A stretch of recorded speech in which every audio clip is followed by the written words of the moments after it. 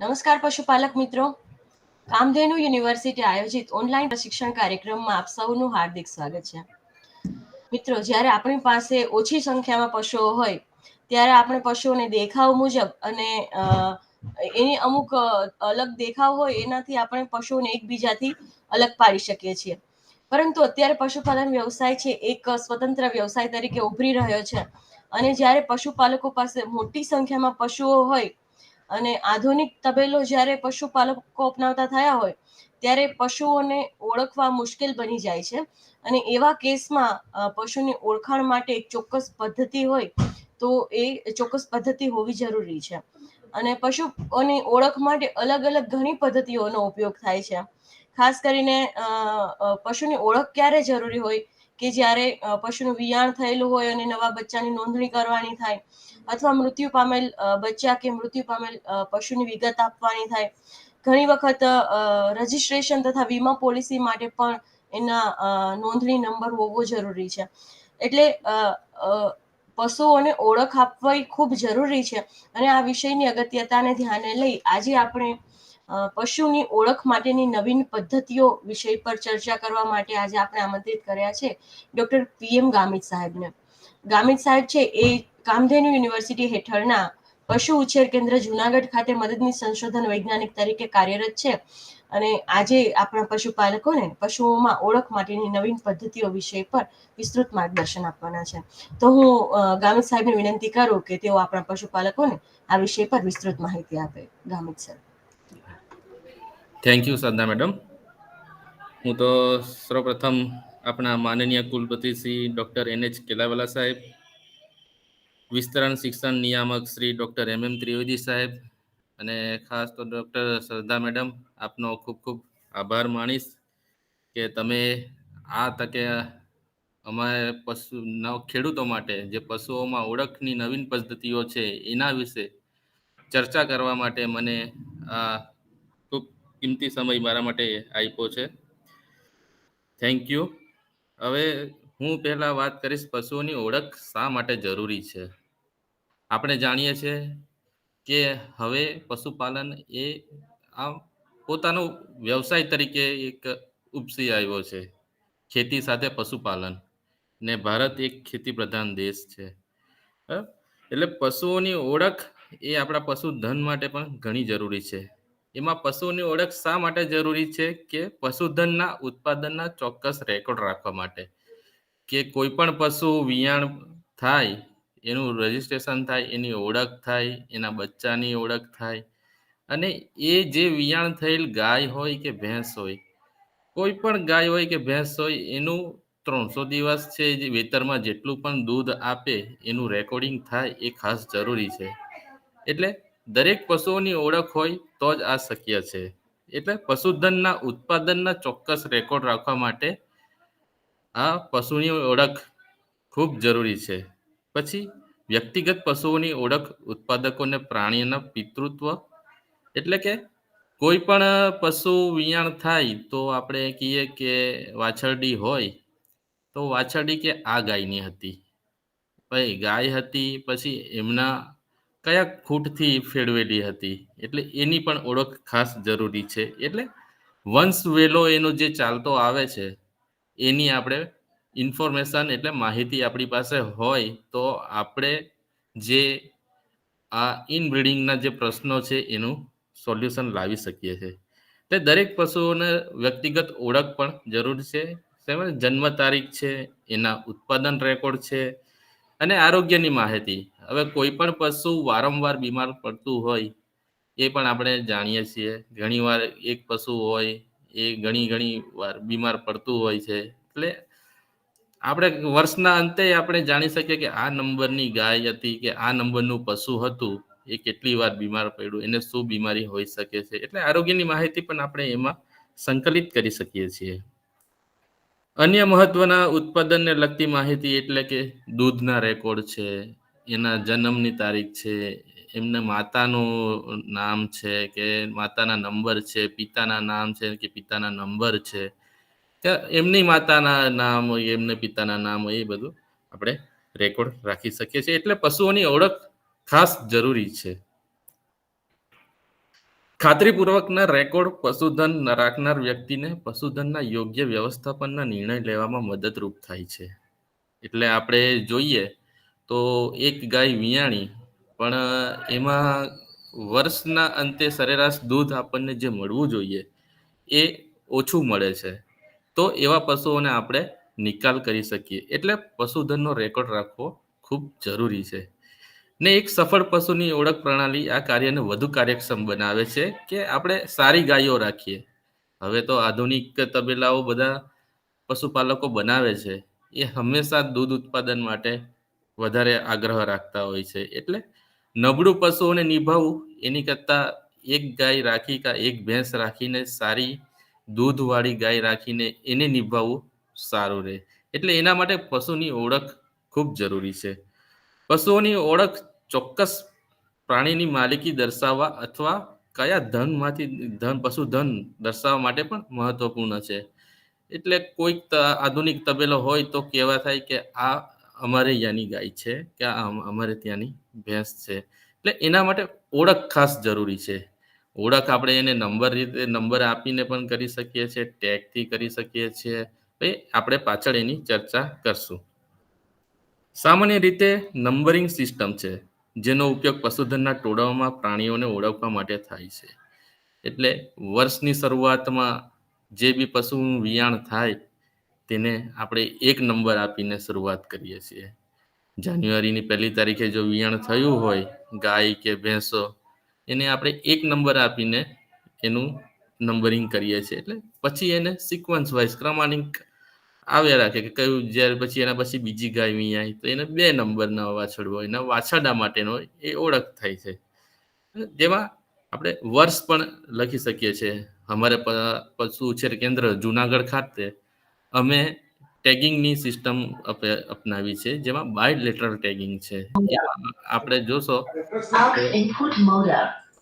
એમાં જોશો તો 2024-001 એટલે 24-001 એ દર્શાવે છે કે જાન્યુઆરી મહિનાનું પ્રથમ કાવિંગ જે 24-2024માં થયું છે એ 24 છે એ વર્ષ બતાવે છે અને 1 છે એનો ક્રમાંક વિયાણનો ક્રમાંક બતાવે છે.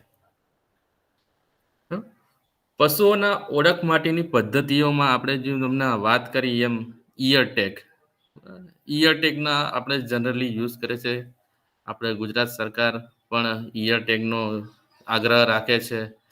અમે પશુ ઉછેર કેન્દ્રમાં આપણે પોતાનું ફાર્મ છે, યુનિવર્સિટીનું ફાર્મ છે એટલે એને આપણા ટેગ આપીએ છીએ. એટલે CBF કરીને ટેગ આપીએ છીએ. CBF 24-001 એ રીતના જે બી નવું વિયાણ થાય એને આપણે આપીએ છીએ.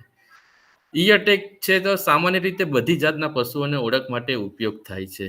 એ આપણે ગાયો, ભેંસો, ઘેટા છે, બકરા છે, દરેક પશુઓમાં આપણે એનો ઉપયોગ કરી શકીએ. કેમ કે એ ફ્લેક્સિબલ છે, પ્લાસ્ટિક ટેગ છે, પાછા વિવિધ રંગો તથા કદમાં આવે છે. એટલે ઘેટા બકરામાં વાપરવા હોય તો નાની કદના આપણે વાપરીએ, ગાયો ભેંસોમાં વાપરવા હોય તો થોડીક મોટી કદના વાપરીએ. બરાબર, તો ફ્લેક્સિબલ અને પ્લાસ્ટિક હોય છે એટલે એ ખાસ ઈયર ટેગ આપણે વાપરીએ છીએ. ટેગને પ્રાણીના કાનમાં વિંધવામાં આવે છે અને જો ટેગ બંને બાજુ ક્રમાંકિત હોય તો આપણે આગળથી અને પાછળથી પ્રાણીની ઓળખ કરી શકીએ છીએ. એક અથવા બંને કાનની બીજી ત્રીજી કાર્ટિલેજ રીબ જે હોય છે પશુની ત્યાં ટેગ મારવા જોઈએ. એટલે જેથી કરીને ભવિષ્યમાં શું છે ટેગ પડી જવાના પ્રશ્નો ન રહે. નીચેની સાઈડે આપણે મારીએ તો કાન ચીરાઈ જવાનો પણ પ્રશ્ન રહે છે. ટેગ મારવા માટે ઈયર ટેગ એપ્લિકેટરનો ઉપયોગ કરવામાં આવે છે.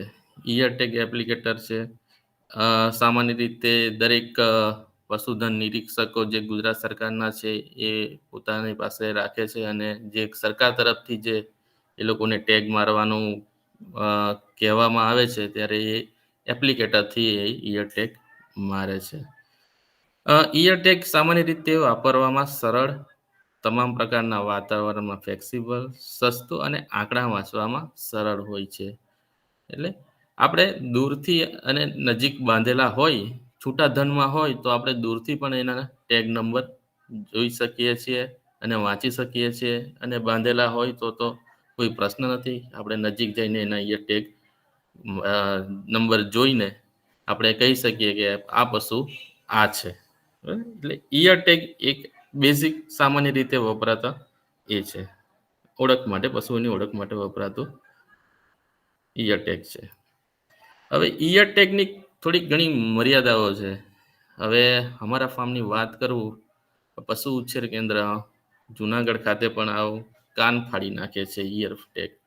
અમે અમારા પશુ ઉછેર કેન્દ્ર જુનાગઢ ખાતે બાયલેટરલ ટેગિંગ કરીએ છીએ, એટલે બંને કાનમાં ટેગ. ઘણીવાર પ્રશ્ન થાય છે, પડી જાય છે ટેગ, તો એક ટેગ હોય તો આપણે એની ઓળખ કરી શકીએ અને તરત આપણે એનું રિપ્લેસમેન્ટ પણ કરી શકીએ કે બીજો ટેગ લગાવી દઈએ. જો યોગ્ય રીતે લગાવવામાં ન આવે તો એ ખોવાઈ શકે છે. કાયમી માર્કિંગ સહીનો ઉપયોગ ખાલી કારના ટેગને નંબર આપવા માટે થાય છે. જો ઘણા સમય જતા સહી ઝાંખી થઈ જાય તો આપણને ટેગ ઓળખવામાં મુશ્કેલી પડે છે, એટલે બીજી પદ્ધતિનો પણ એની સાથે સાથે ઉપયોગ કરવો પડે, જેમ કે ટેટુઇંગ છે, ઇંક ટેટુઇંગ છે, આપણે કાનમાં ટેટુ મારીએ છીએ, એ પણ ઉપયોગમાં. હવે છે બ્રાન્ડિંગ.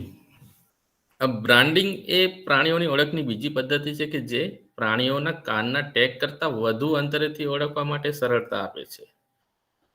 બ્રાન્ડિંગ હવે ફાર્મ પર અમારા જે પશુ ઉછેર કેન્દ્ર ખાતે બંધ કરેલ છે, કારણ કે એ ક્રુએલિટી એક્ટમાં આવે છે, એટલે બ્રાન્ડિંગ બંધ કરેલ છે. પણ બ્રાન્ડિંગ એક પરમેનન્ટ સોલ્યુશન છે કે તમે પશુ ગમે ત્યાં ગમે તેટલું મોટું થાય તો આપણે એનો નંબર ઓળખી શકીએ, એમાં ટેગ પડી જવાના કે એવા કોઈ પ્રશ્ન થતા નથી. બ્રાન્ડિંગ વર્ષના કોઈ પણ સમયે આપણે વાંચી શકીએ, ગમે ત્યારે પણ આપણે એને વાંચી શકીએ. બ્રાન્ડિંગના બે પ્રકાર છે, ફ્રીઝ બ્રાન્ડિંગ અને હોટ બ્રાન્ડિંગ.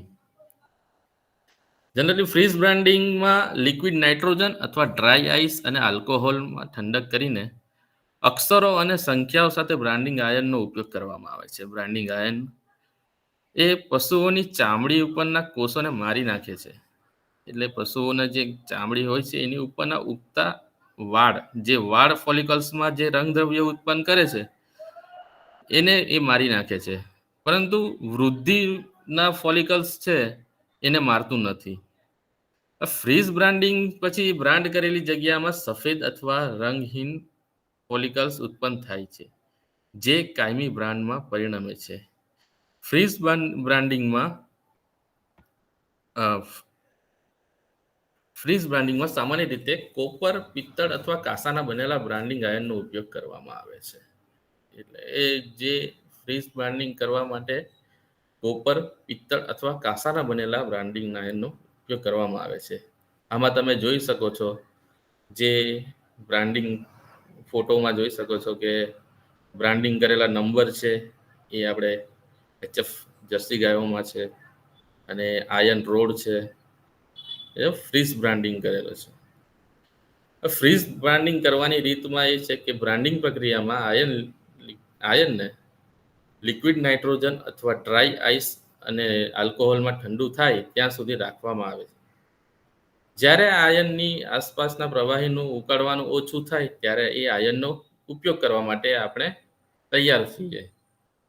પ્રાણીઓને પહેલાં તો સ્ક્વીઝ કરીને અને જ્યાં આપણે બ્રાન્ડિંગ કરવું છે એ એરિયાને લંબચોરસ આકારમાં આપણે એમના હેર કટ એટલે વાળ કાપી નાખવા જોઈએ, જેથી કરીને વધારાના વાળ જે છે એ બ્રાન્ડિંગ સમયે ચોંટી ન જાય. જેથી શું કહેવાય, પ્લેન સફેદ ચામડી હોય, ત્વચા હોય, તો એના માટે એના પર આપણે બ્રાન્ડિંગ કરીએ તો એના ફોલિકલ્સને ડાયરેક્ટલી બ્રાન્ડ કરે એ દાજી દઈએ.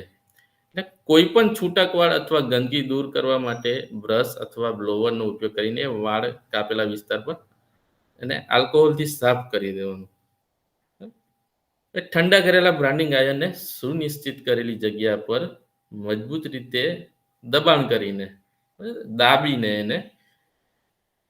દાબીને એને સંપર્ક કરાવવાનો, જેથી આયન જે છે એ એની ચામડી પર સતત પૂરેપૂરું સંપર્કમાં છે કે નહીં એનું ધ્યાન રાખવાનું. તે આયન દૂર કરો અને લિક્વિડ નાઇટ્રોજનમાં પાછું મૂકવું. એટલે ફરીથી પછી આપણે પાછો એનો રીયુઝ કરવો હોય, બીજા એનિમલોમાં એ નંબર આવતો હોય કાં તો એ અક્ષર આવતો હોય, તો એને પાછું આપણે સમય બગાડ્યા સિવાય એને લિક્વિડ નાઇટ્રોજનમાં પરત મૂકી દેતા એ ફરીથી એ ઠંડુ થઈ જાય છે.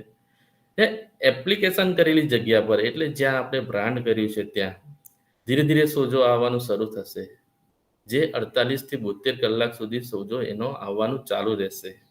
પછી જેમ સમય જતા સોજો ઓછો થાય, લગભગ 20 થી 30 દિવસ પછી ત્યાં સ્કેબ બનવા માંડશે.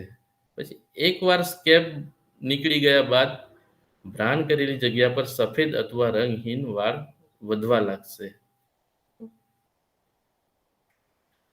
ફ્રીઝ બ્રાન્ડિંગની સફળતાના ઘણા પરિબળો પર આધારિત છે કે પ્રાણીની ઉંમર, તો વધારે વયનું પ્રાણી હોય તો વાળનો રંગ છે, વર્ષનો સમય છે, બ્રાન્ડિંગ કઈ સાઇટ પર કરીએ છીએ, તેની એપ્લિકેશનની પદ્ધતિ કઈ છે. ઉંમરલાયક પશુઓમાં લાંબા સમય સુધી આયનની અરજી કરવાની જરૂર પડે છે, કારણ કે રંગદ્રવ્ય ઉત્પન્ન કરતા વાળના ફોલિકલ્સને મારવા એમાં મુશ્કેલ હોય છે.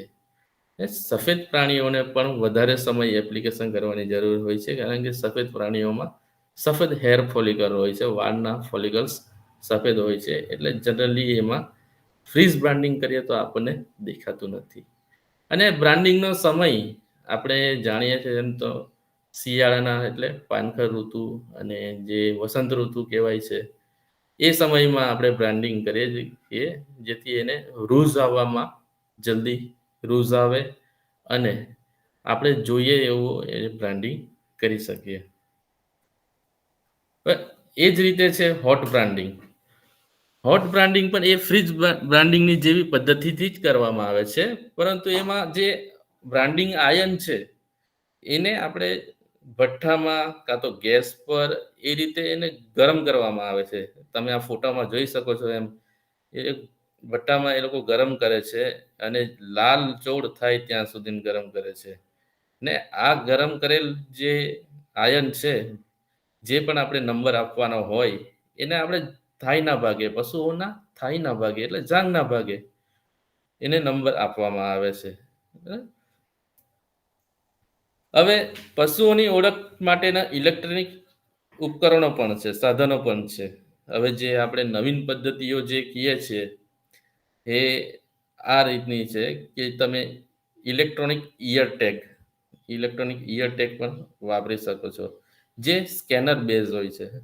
તમે પશુઓની નજીક જાઓ અને એના રેડિયસમાં આવો એટલે તમે એને સ્કેન કરીને તમે જોઈ શકો છો કે પશુની માહિતી મેળવી શકો છો કે આ પશુઓનો નંબર કયો છે, આ પશુની હિસ્ટ્રી શું છે, એ પશુની માતા કોણ છે, એ પશુ અત્યારે દોવાણમાં છે, દૂધણી છે કે વસુકેલી ગાય છે, એનું વિયાણ થયું હોય તો ક્યારે થયું છે, કદાચ કંઈક આરોગ્યને લગતી બાબત હોય કે આમાં કંઈ કેસીસ જે થયા હોય કે મસ્ટાઇટિસ છે કે આવ બગડવું કે એના કેસીસ છે, જો કે ફીવર હોય તો ફીવરનું છે કે એના પ્લાઝ્માસિસ્ટી હોય તો એ છે. દરેક હિસ્ટ્રી એ ઇયર ટેગના સ્કેન કરવાથી બને છે. બીજું છે માઇક્રોચિપ્સ.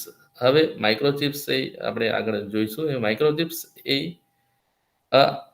એક એપ્લિકેટર હોય છે અને એક બોલસ ટાઈપનું નાનું હોય છે, જે ચામડીના પશુના ચામડીના નીચે લગાવવામાં આવે છે, જે આપણને એને આપણે ડિટેક્ટ કરવા માટે એને જે ડિવાઇસ છે એ આપણે એનાથી ડિવાઇસથી આપણે એને ડિટેક્ટ કરી શકીએ છીએ. ને ઇલેક્ટ્રોનિક કોલર પણ એક એવું બેલ્ટ ટાઈપનું હોય છે, જે આપણે ગળાઓમાં આપણે દોરડું બાંધીએ છીએ એ પ્રમાણેનું હોય છે. ગળાઓમાં દોરડું બાંધીએ એટલે એ રીતનું હોય છે, જેમાં એના ડેટાબેઝ ફિલઅપ કરેલા હોય છે. આપણે નજીક જઈએ એટલે નંબર સ્કેન કરીએ એટલે એનો ડેટા બધા આપણને મળે છે. માઇક્રોચિપ્સ એ પશુઓને ઓળખ માટેને ઉપયોગમાં લેવાતી પદ્ધતિ છે, જેમાં ઇલેક્ટ્રોનિક ચિપ સાથે રેડિયો ટ્રાન્સપોન્ડન્ટ અને એન્ટેનાનો ઉપયોગ કરવામાં આવે છે. એટલે આપણે એ રેડિયો ટ્રાન્સપોન્ડન્ટથી આપણે એ આપણા રેડિયસમાં આવે ત્યારે આપણે એને જોઈ શકીએ છીએ અને એનો નંબર જાણી શકીએ છીએ. આ સામાન્ય રીતે પ્રાણીઓના ચામડીના અંદરના ભાગમાં લગાવવામાં આવે છે. સૌથી સામાન્ય ઇમ્પ્લિમેન્ટ સાઇટ છે પ્રાણીઓની ગરદનની નજીક, ખભાની વચ્ચે અથવા કાનના પાયાની નજીક. હવે ટ્રાન્સપોર્ટર ગોળીઓ રૂપમાં પણ આવે છે, જે પ્રાણીઓને આપણે ગળાવી શકીએ, એટલે કે એને પ્રાણીઓને આપણે ખવડાવી દઈએ તો ગળી જાય તો એ માઇક્રોચિપ્સ કામ કરે છે. અહીંયા તમે જે ફોટોગ્રાફમાં જોઈ શકો છો, એક માઇક્રોચિપ છે અને એપ્લિકેટર છે, જે ગોળી ટાઈપનું હોય છે, બોલસ ટાઈપનું, જે તમે સ્કિનની નીચે, ચામડીની નીચે છે, ગરદનના ભાગે તમે એપ્લાય કરી શકો છો. હવે માઇક્રોચિપ્સના ફાયદા એ છે કે તે એક તો કાયમી છે, એ કશે ખોવાઈ જવાની કે એની આપણને બીક રહેતી નથી. ઇમ્પ્લાન્ટ કરવા વખતે એક પીડા રહી જ છે, જે આપણે ફ્રીઝ બ્રાન્ડિંગ અને હોટ બ્રાન્ડિંગ આપણે આગળ જોયું, એમાં તો આપણે જે કે આમ કહીએ છે તો કે આપણી ભાષામાં કહીએ તો કે ડામ દઈએ એમ, એટલે પશુઓને એ પીડા થાય એમ. એ પીડા થાય એના પછી પણ ઘણા કોમ્પ્લિકેશન ઉદ્ભવી શકે છે, સોજો આવવો, પાક થવો, રસી થવી, એવું બધું થઈ શકે છે. જે આ માઇક્રોચિપ ચિપ્સના ફાયદામાં છે કે એને ઇમ્પ્લાન્ટ કરવા માટે એ પીડા રહિત છે, એટલે આપણે જસ્ટ ચામડી ઊંચી કરીને જેમ આપણે સબકટ ઇન્જેક્શન મારતા હોઈએ છીએ એ રીતે એપ્લાય કરવાનું રહે છે. અને એના ગેરફાયદા એ છે કે જો માઇક્રોચિપ પ્રાણીના માંસમાં સ્થળાંતર થઈ શકે છે, એ કદાચ મૂવેબલ અંદર માંસમાં થઈ જાય તો કદાચ એ માંસની અંદર જઈ શકે છે. અને આ ચિપને વાંચવા માટે સ્પેશિયલ સાધનોની જરૂર પડે છે, જે દૂરથી વાંચી શકાય એવા નથી. જે આપણે ઇયર ટેગ અને હોટ બ્રાન્ડિંગમાં આપણે જે રીતે દૂરથી વાંચી શકીએ, કે આપણે શેડની બહાર ઊભા હોય તોય પણ આપણે એને જોઈ શકીએ, નંબર જોઈ શકીએ, એના વાંચી શકીએ, જે માઇક્રોચિપ્સમાં એમાં થઈ શકતું નથી.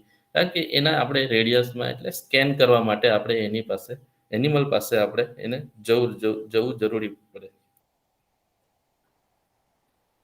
હવે ઇલેક્ટ્રોનિક કોલર છે, જે નેક ચેન જેવો, તમને આગળ વાત કરી તેમ કે દોરડા ટાઈપનું, એટલે ગળામાં આપણે ગાડીઓ નાખ્યો હોય એ ટાઈપનું નેક ચેન છે, જેમાં ઇલેક્ટ્રોનિક નંબર સાથે જોડાયેલા હોય છે, જેને સ્કેનર દ્વારા વાંચી શકાય છે.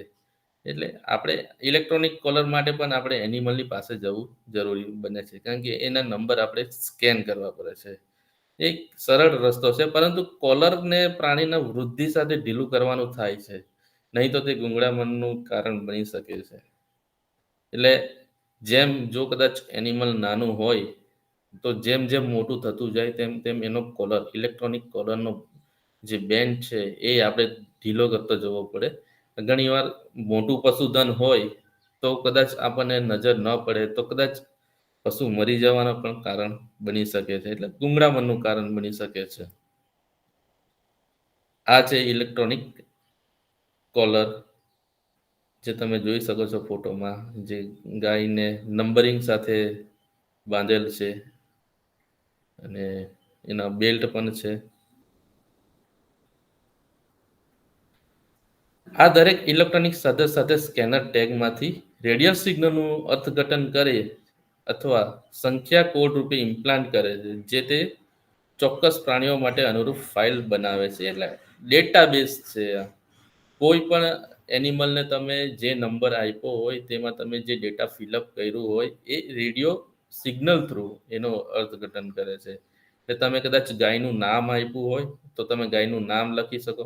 કદાચ તમે આંકડા લખ્યા હોય કે 141 છે, 141 નંબરની ગાય છે, એ તમે 141 નંબર નાખો એટલે તમને એ કોમ્પ્યુટર બેઝ ડેટા, જે પ્રાણીના પોતાના જે ડેટાબેઝ એના સેવ થયેલા હોય એ તમને આખી ફાઇલ તમને બતાવે, એટલે આખી પ્રોફાઇલ બતાવે કે જે ગાયનું નંબર, ડેટ ઓફ કાવિંગ છે, જન્મ ક્યારે થયો છે, એનું વિયાણ ક્યારે થયું છે, એનો વાછડી હતી કે વાછડો હતો, એ દરેક જાતની હિસ્ટ્રી તમને બતાવે.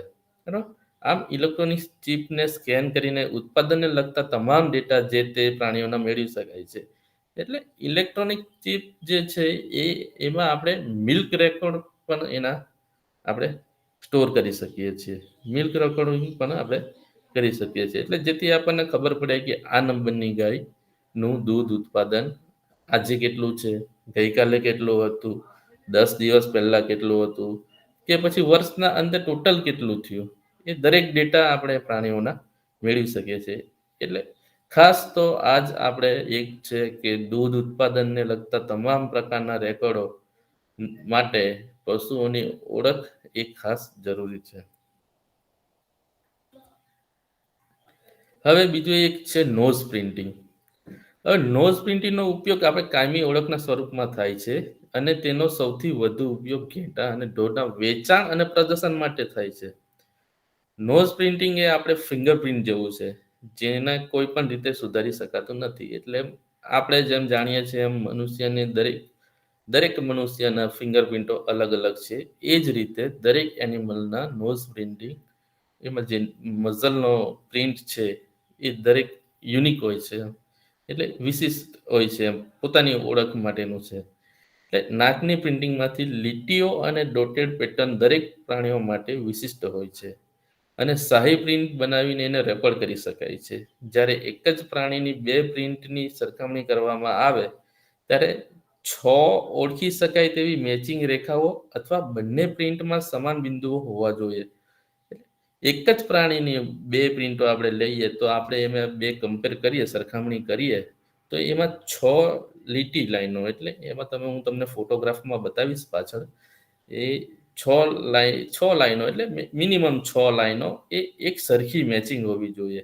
કાં તો 6 ડોટેડ એટલે બિંદુઓ, એ 6 ડોટેડ બિંદુઓ સરખા હોવા જોઈએ. તો આપણે એમ કરી શકીએ કે ના, આ એનિમલ આ જ છે. હવે નોઝ પ્રિન્ટિંગ કરવાની રીતમાં એ છે કે એક તો પશુઓને આપણે ગેટમાં અથવા શેલ્ટરમાં બાંધીને એના નાકને કોરા કપડા વડે સાફ કરીને ઓછામાં ઓછી માત્રામાં શાહી નાખીને એની પ્રિન્ટ લેવામાં આવે છે. જે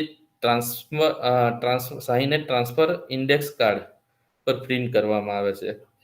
આ કાર્ડને પ્રાણીના નાકની સામે દબાવીને પ્રિન્ટ લેવામાં આવે અને પ્રિન્ટ જો વાંચી શકાય તેવી હોય તો તેને સૂકવી દેવાની અને એના માલિક અને પશુઓની ઓળખ સ્પષ્ટ લખવી જોઈએ. એટલે જેથી ભવિષ્યમાં ખબર પડે કે આ માલિકને આ પશુની ઓળખ છે. આ તમે જોઈ શકો છો નોઝ પ્રિન્ટિંગમાં.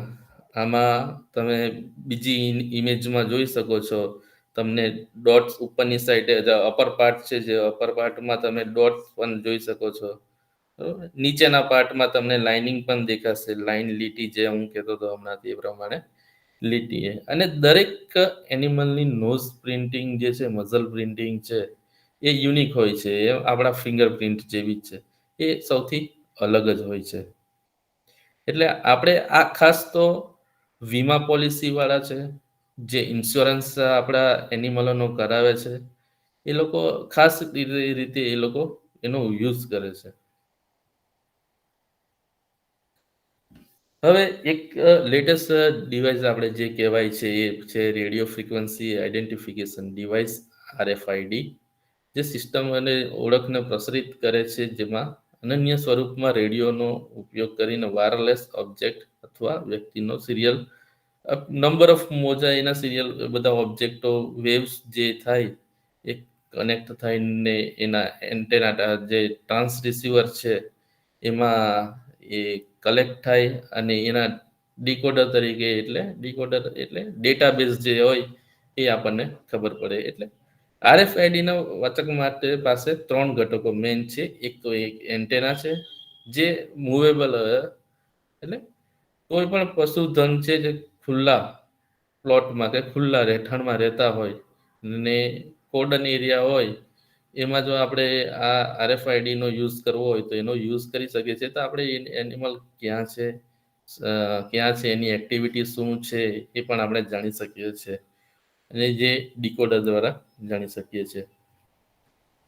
RFID ખાસ તો માલિકીનું ચિહ્ન દર્શાવે છે, જે અન્ય ફાર્મથી ભિન્નતા પ્રાણીઓ જે કે બીજા ફાર્મથી અલગ છે, અને ચોરી સામે લક્ષણ, એટલે કોઈ પશુઓ ચોરાવાની ઘટના થાય તો એ આપણે એને RFIDનો યુઝ કરી શકીએ છીએ.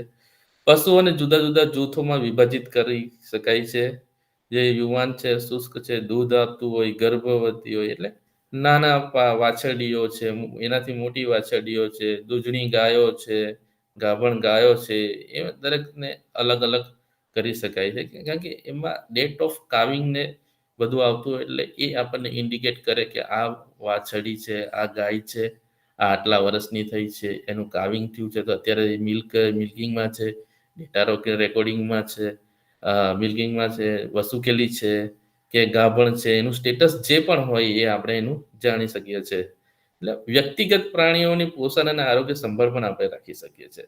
કોઈ પણ એનિમલને આપણે એમાં આરએફઆઈડી આપ્યું હોય તો એની આપણે ટોટલી હિસ્ટ્રી આપણે જોઈ શકીએ છીએ, કેમ કે એમાં એક્ટિવિટી મોનિટરિંગ પણ હોય છે કે આ પશુ કેટલી એક્ટિવિટી કરે છે.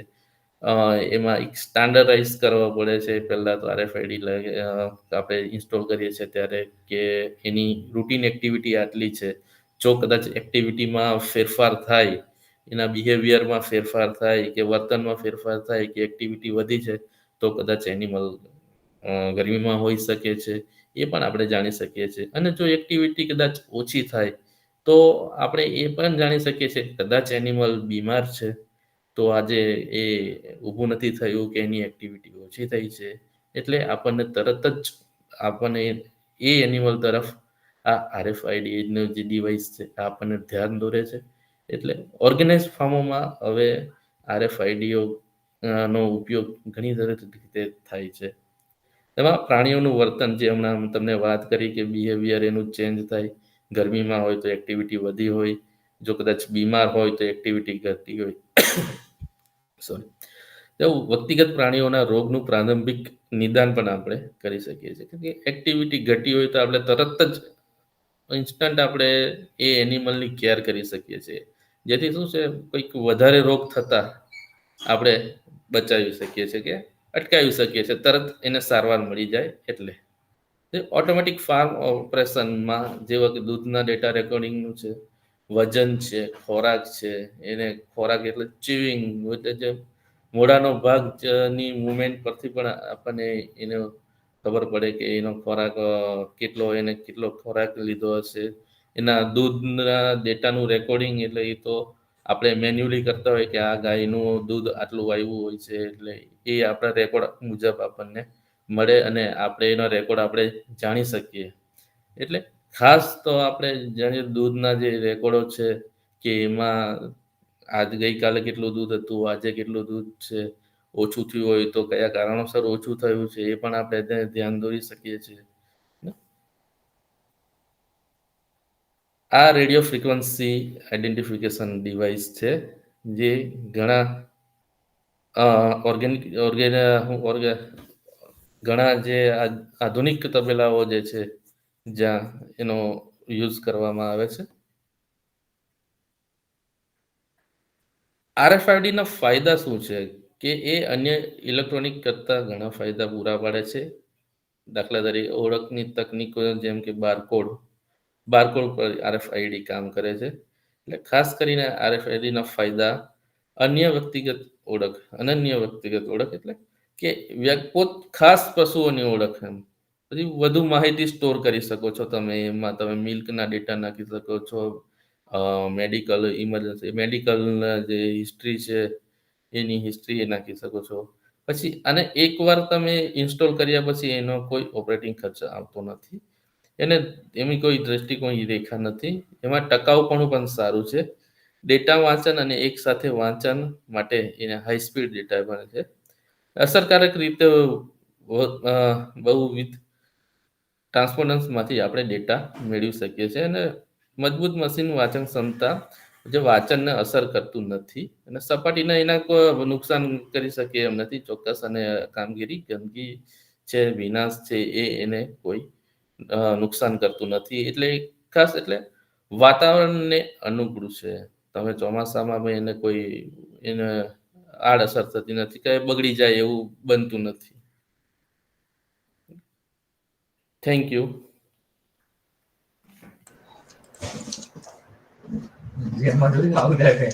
ધન્યવાદ સર.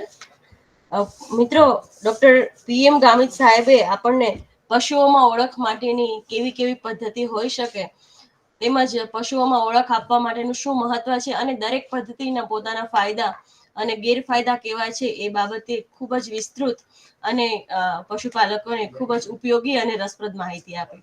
ફરી એક વખત આજના નિષ્ણાંત વક્તા ડોક્ટર PM ગામિત સાહેબનો ખૂબ ખૂબ આભાર. તો પશુપાલક મિત્રો, આજની ચર્ચા આપણે અહીં સમાપ્ત કરીશું. જો આપને આ વિષયમાં કોઈ પણ પ્રશ્ન હોય તો આપ ફેસબુક અને યુટ્યુબના માધ્યમથી જ્યારે પણ આ વિડીયો નિહાળો ત્યારે આપ કમેન્ટ બોક્સમાં તમારા પ્રશ્નો મૂકી શકો છો, અથવા વિસ્તરણ શિક્ષણ નિયામકની કચેરી, કામધેનુ યુનિવર્સિટી, ગાંધીનગર ખાતે પણ આપના પ્રશ્નો ટપાલ દ્વારા મોકલી શકો છો. અમે પ્રયત્ન કરીશું કે આપના પ્રશ્નોના સંતોષકારક જવાબ આપના સુધી ફરી મોકલી શકીએ. તો પશુપાલક મિત્રો, આજનો વિષય આપણે અહીં સમાપ્ત કરીશું. ફરી આવતા શુક્રવારે એક નવા વિષય, એક નવા વક્તા અને નવી માહિતી સાથે ફરી મળીશું. ત્યાં સુધી રજા આપશો. આભાર. આભાર સર. Thank you madam.